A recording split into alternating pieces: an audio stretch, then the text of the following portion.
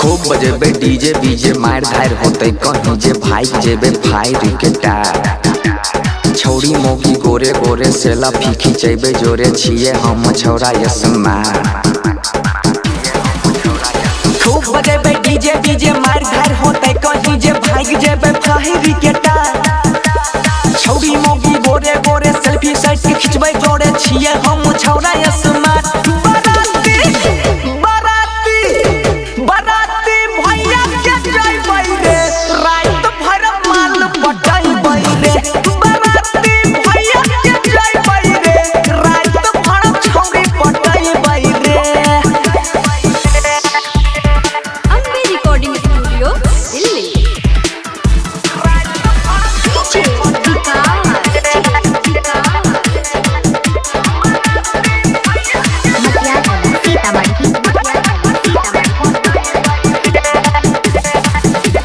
होते बड़ा माला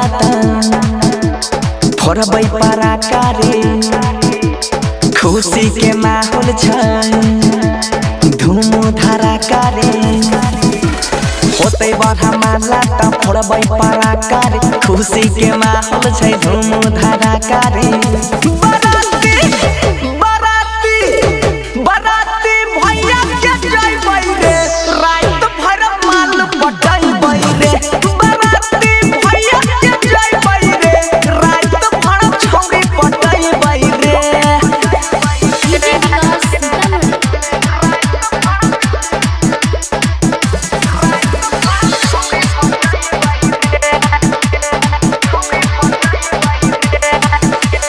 सोनुआ मनीष संग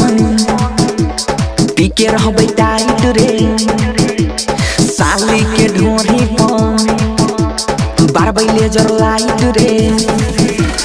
सुजीत बंसी संग पीके रहबै टाइट साली के ढोरी पर बारबै लेजर लाइट रे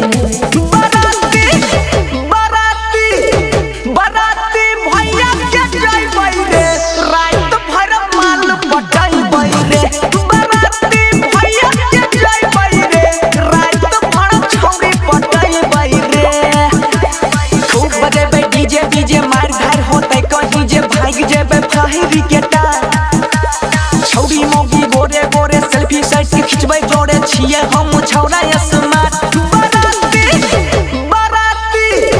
बराती भैया के जइबै रे रात भर माल पटाइबै रे बराती भैया के जइबै रे रात भर छौड़ी पटाइबै रे रिकॉर्डिंग स्टूडियो दिल्ली।